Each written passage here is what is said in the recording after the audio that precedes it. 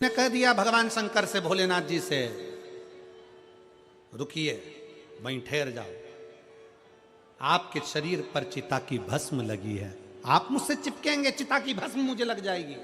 शंकर भगवान को क्रोध तो आया, शिव ने क्रोध को संयम करा और शंकर भगवान ने उसी समय पर गंगा के जल का स्पर्श कर कर कहा, सुनो भृगु ऋषि, मेरे तन पर चढ़ी हुई भस्म, मेरे तन से लगा हुआ एक एक रुद्राक्ष, मेरे तन से लगी गंगा, मेरे तन से लगी भस्म, सुनो भृगु ऋषि, ये वो भस्म चिता की तुम कह रहे हो चिता की भस्म है, ये चिता की भस्म अगर मेरे शरीर से लग कर जाएगी तो करोड़ों का खजाना बनकर जाएगी। ये चिता की भस्म साधारण नहीं है। महाकाल बाबा को, काशी विश्वनाथ बाबा को जो भस्म चढ़ती है वो भस्म साधारण नहीं होती, उस भस्म का भी बड़ा भाव है कि वो भस्म भी करोड़ों की है। वो गंगा का जल जो भगवान शंकर के शरीर से बहकर निकलता है, वो गंगा का जल साधारण नहीं है। अंतिम क्षण में दुनिया के लोग कुछ नहीं ढूंढते, केवल गंगा का जल ही ढूंढते हैं, केवल गंगा का।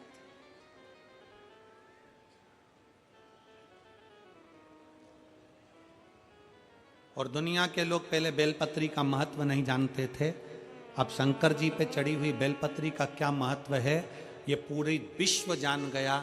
इसलिए आप शंकर जी पर बेलपत्र चढ़ती है तो लोग उसको उठा कर ले जाते हैं, क्योंकि वो बेलपत्र साधारण नहीं होती, रोग मुक्ति के लिए होती है, औषधि। कल एक बहन कह रही थी, गुरुजी हम शंकर जी के मंदिर जाते हैं और शंकर जी पे चढ़ी हुई ज्यादा बेलपत्र नहीं मिलती, एक बेलपत्र मिलती है, तो क्या उस बेलपत्र को हम पूरे परिवार समेत बांटकर खा सकते हैं? क्यों नहीं? बेलपत्र का एक अंश मात्र की डंडी भी, एक अंश मात्र की पत्ती भी अगर तुम्हें प्राप्त हुई है तो समझ लेना शंकर ने तुमको औषधि प्रदान करी है। जरूरी नहीं कि पूरी 3 पत्ती की बेलपत्र पूरे घर के लोगों को मिले, एक बेलपत्र 3 पत्ती की चढ़ी हुई अगर मिल गई है तो उस बेलपत्र के छोटे छोटे टुकड़े कर कर भी घर के 15 लोग, 20 लोग, 25 लोग, 10 लोग, 12 लोग जो घर में है, कण कण मात्र भी अगर खाते हैं तो उसका भी फल है, उसका भी फल है।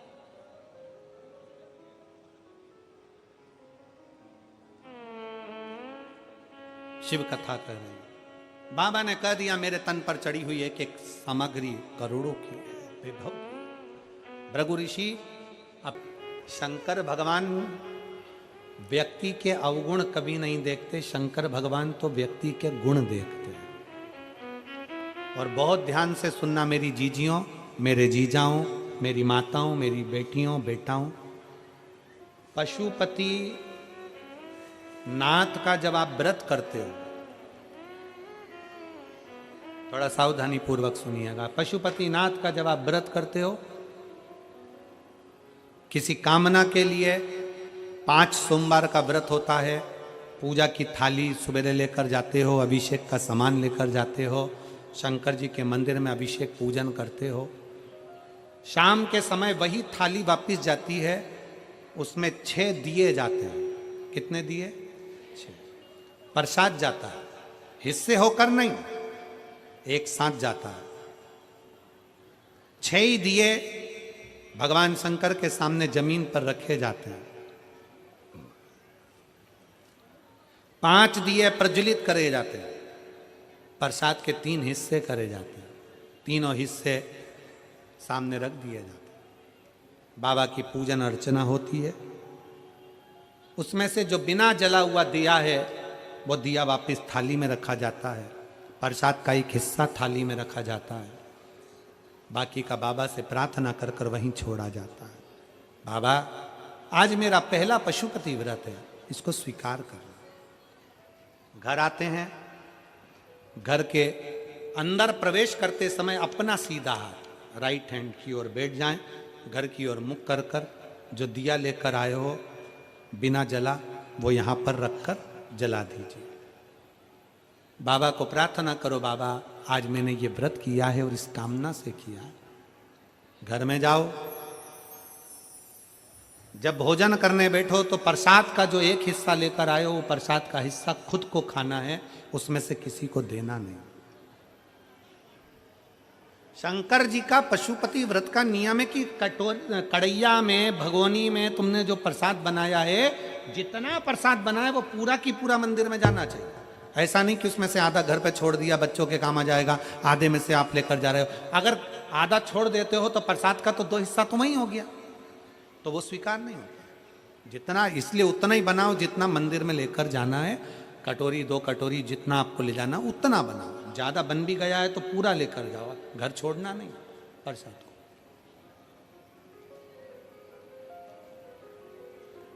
एक ही मंदिर में 5 व्रत करिए, प्रत्येक व्रत में यही नियम चालू करें। 5वां व्रत हो, एक श्रीफल भेंट बाबा को समर्पित करो। 108 चावल के दाने हो, मूंग के दाने हो, पत्ती फूल की हो, बेलपत्ती हो, जो भी तुम बाबा को चढ़ा सकते हो, 108 बाबा को दे दीजिए। श्रीफल समर्पित कर कर वैसा की वैसा ही 6 दिए रखकर, 5 दिए जलाकर, 1 दिया उठाकर, प्रसाद का एक हिस्सा लेकर अपने दरवाजे पर आओ, दिया लगाओ, बाबा से विनय कर कर अंदर जाओ और कह दो बाबा से, आज मेरा 5वां व्रत पूर्ण हुआ। इसको स्वीकार लेना, इसको स्वीकार। बहुत कामना लेकर आई हूं बाबा, बहुत दुखी हूं। मेरे महाकाल राजा, अपना दिल का भाव किससे कहूं? ए मेरे ओघड़नाथ, अपने मन की बात में किससे कहूं? मेरे भोलेनाथ, आपसे विनय है, मेरे दुखों को काट देना। मेरा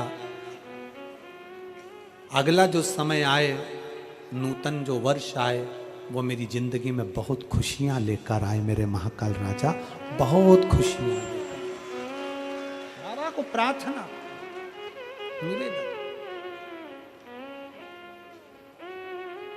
अब कई माताएं कहती है, गुरुजी हमारी पूजन की थाली में ये कमी रह गई थी, वो पड़ोसन की थाली में ये सब कुछ था। कोई माताएं कहती हैं कि हमारे पूजन में ये कमी रह गई, उनकी थाली में ये था। शिव महापुराण की कथा कहती है, पशुपति नाथ के व्रत में हल्दी ले जाना भूल गए, चंदन ले जाना भूल गए, या कुछ सामान ले जाना भूल गए। दिए जरूर होना चाहिए, प्रसाद का 3 हिस्सा जरूर होना चाहिए। बाकी का अगर कुछ भूल गए तो बाबा तुम्हारे अवगुण नहीं देखेगा, बाबा तुम्हारा गुण देखेगा, अवगुण नहीं देखेगा। बस उससे जाकर जब पशुपति व्रत करो ना, तो एक स्तुति उसके सामने जरूर करो। भोलेनाथ दया करना, मैं तेरे भरोसे। हे नारायण, भगवान विष्णु, तुम ब्रह्मा जी की बनाई हुई सृष्टि पर हंसे हो, इसलिए तुम्हें भी एक बार पृथ्वी पर जाकर किन्नर बनना पड़ेगा। भगवान नारायण को भी भगवान शंकर ने कह दिया था कि तुम्हें पृथ्वी पर जाकर किन्नर बनना पड़ेगा, तुम्हें पृथ्वी पर जाकर किन्नर बनना पड़ेगा। और शिव महापुराण की कथा कहती है,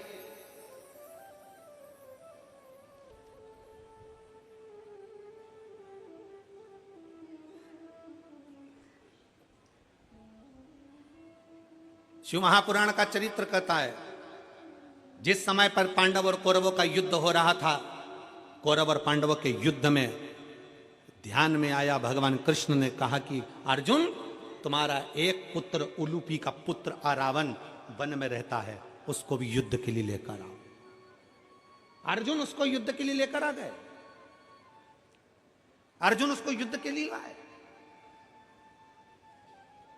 पर अर्जुन युद्ध के लिए लेकर आए, और युद्ध के लेकर आने के लिए क्यों? क्योंकि कुरुक्षेत्र की भूमि चंडी की भूमि थी। इस कुरुक्षेत्र की भूमि पर सबसे पहले बलि चढ़ाना थी। और बलि किसकी चढ़ाना है? क्योंकि कुरुक्षेत्र की भूमि ने कह दिया था, चंडी ने कह दिया था, एक बलि कौरव की लूंगी, एक बलि पांडव की लूंगी। कौरवों में से तो 100 थे, उन्होंने कहा एक को देवी देंगे तो 99 बचेंगे, पर पांडव में तो 5 थे, अगर एक भी चले गया तो फिर 4 ही बचेंगे। भगवान कृष्ण ने कहा अर्जुन तू तेरे बेटे को लेकर आ रावण को लेकर आए, उलूपी के पुत्र को लेकर आए। रावण को लाकर खड़ा कर दिया। रावण को मालूम पड़ा कि मेरी बलि चढ़ना है। भगवान कृष्ण के पास रावण ने खबर कर दी कि द्वारकाधीश से कहना द्वारकानाथ मैं अपनी बलि चढ़ाने को तैयार हूं, पर मैंने सुना है अगर कोई कुंवारी अवस्था में मर जाता है तो ना उसे नरक मिलता है ना उसको स्वर्ग मिलता है। अगर कोई कुंवारी अवस्था में मर गया, कोई कुंवारा मर गया तो वो ना तो नरक जाता है ना स्वर्ग जाता है, वो आहूत माना जाता है। हमारे मारवाड़ियों में एक नाम चलता आहूत। आहूत मतलब वो कुंवारा चले गया, कुंवारी अवस्था में चले, उसकी गति नहीं है, ना उसको पिंड मिल रहा है, ना उसको तर्पण मिल रहा है, ना उसको जल मिल रहा है, ना भोज मिल रहा है, वो तड़पता रहता है।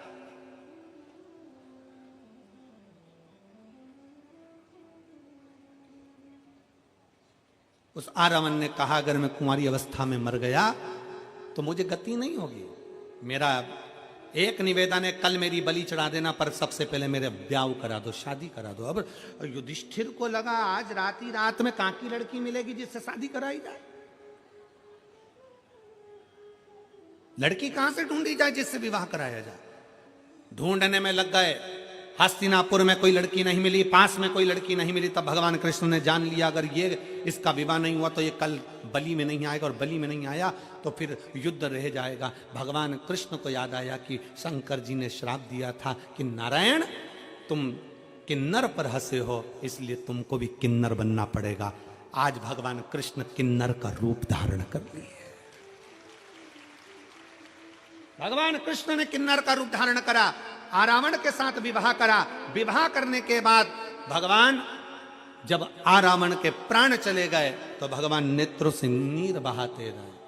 आज भी किन्नर गले में मंगलसूत्र पहनते हैं, आज भी किन्नर पाँव में बिछुड़ी पहनते हैं, आज भी किन्नर हाथ में चूड़ा पहनते हैं, मांग में सिंदूर भरते हैं।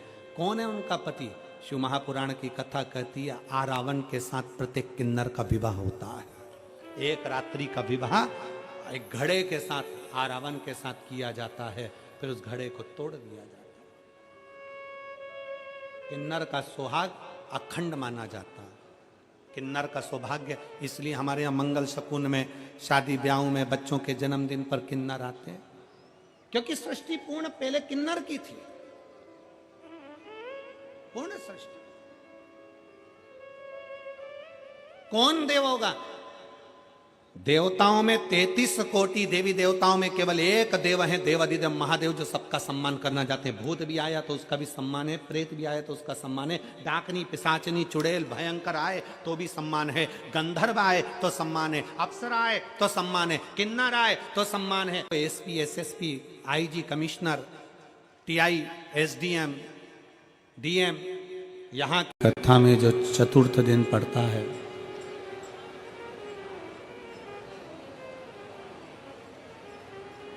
कहते हैं शिवरात्रि शंकर और पार्वती के मिलन की होती है।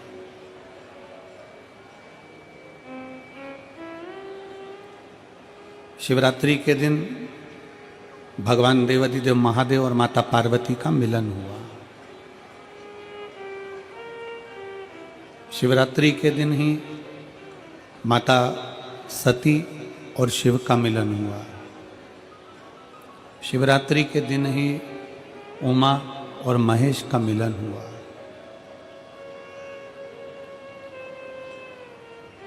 बारह महीने जो शिवरात्रि पड़ती है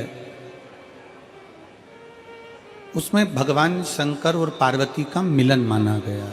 भगवान शंकर और पार्वती का मिलन बिंदु है, उसमें मिलन माना। पर जो शिव महापुराण की कथा होती है, कथा के मध्य में शिव महापुराण की कथा के अंतर्गत जो छठा दिन होता है उसको जो शिवरात्रि कहते हैं, ये पार्वती और शंकर के मिलन की नहीं, ये महादेव और महादेव के भक्त की मिलन की होती है।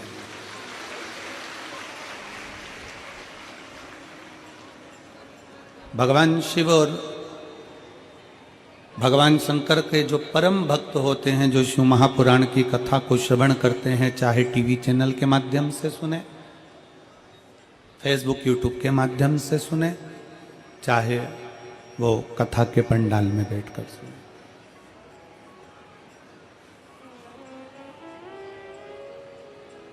लाखों की संख्या में आप लोग पहुंचे हैं। पंडालों में जगह नहीं है, ग्राउंड में भी इतना। पार्वती जी के नैनों में जल भरा जाता, नेत्र में जल पार्वती। क्यों? पार्वती जी के नैनों में जब कथा सुनने के लिए बैठ रही थी तो जल इसलिए भरा गया। दो चीजें पार्वती जी के नैनों में आई थी, एक जल भरा गया था, फिर निंद्रा भी समा गई। पार्वती जी के नैनों में कथा चालू होने के पहले जल इसलिए आ गया था क्योंकि पार्वती जी को अपने पूर्व जन्म का भान होता गया। मैं सती बनी थी, कुंभज ऋषि के यहाँ कथा सुनने के लिए गई थी। कथा सुनने के लिए जब मैं कुंभज बाबा के यहाँ पहुंची तब उस जगह पर मेरा मन कथा में नहीं लगा था, मेरे भीतर अहंकार आ गया था और कथा मुझसे छूट गई थी। फिर पार्वती जी को उमा बनी और उमा बनकर भगवान महेश के साथ में कथा सुनने के लिए गई थी, तब मन नहीं लगा था कथा। फिर माता पार्वती कात्यायनी बनी, भगवान शंकर के साथ कथा सुनने के लिए गई। फिर माँ भगवान शंकर बगला मुख बने और पार्वती मैया बगला मुखी बनी। याद आया कि मैं कथा सुनने के लिए गई थी, नहीं सुन पाई। भगवान शंकर कमल बने और पार्वती मैया कमला बनी। पार्वती जी के स्मरण में आया मैं कमल के साथ में भगवान शंकर के साथ कथा सुनने के लिए गई थी, सुन नहीं पाई। शिव जी ध्रुमबान बने, पार्वती ध्रुमावती बनी। स्मरण में आया कि मैं कथा नहीं सुन पाई। जितने जितने शंकर भगवान के साथ में, शंकर भगवान महाकाल बने और पार्वती महाकाली बनी, तो पार्वती जी सोचती हैं कि मैं उस समय पर काली बनी तो भी कथा नहीं सुन पाई, तो भी कथा नहीं श्रवण कर पाई। आज पार्वती जी की आंख में आंसू भर गया कि आज मेरे बाबा ने बड़ी कृपा करी जो मुझे कथा सुनाने के लिए इस अमरनाथ की गुफा के अंदर लाकर बिठा दिया और मुझे कथा सुना। अमरनाथ की गुफा। अरे ओ मेरठ की मेरी जीजियों और मेरठ के मेरे जीजाओं, मेरी बेटियों बेटाओं, मेरी माताओं, मेरे भाई, आप सब के चरणों को नमन कर कर कहता हूं, ना जाने कौन सी किस्मत आप और हमने ली है जो इस मेरठ की भूमि पर शिव पुराण की कथा सुन रहे हैं। जिस भूमि पर बेलकेश्वर महादेव विराजमान है, जिस भूमि पर ओगणनाथ विराजमान है, जिस भूमि पर मेरठ के चारों तरफ शंकर भगवान के प्राचीन प्राचीन मंदिर विराजमान हैं, और आज भी मेरठ की पवित्र भूमि शंकर के एक एक शिवलिंग से समाहित है। ये वो मेरठ की भूमि है। प्राण हर लिए थे, केवल आप और हम नहीं। शिव महापुराण की कथा कहती है कि पूर्व के कर्म का भोग तो परमात्मा को भी भोगना पड़ता है, परमात्मा को भी भोगना पड़ता है। शंकर भगवान ने सूर्यदेव के पुत्र यमराज के प्राण हर लिए थे, यम के प्राण हर लिए थे।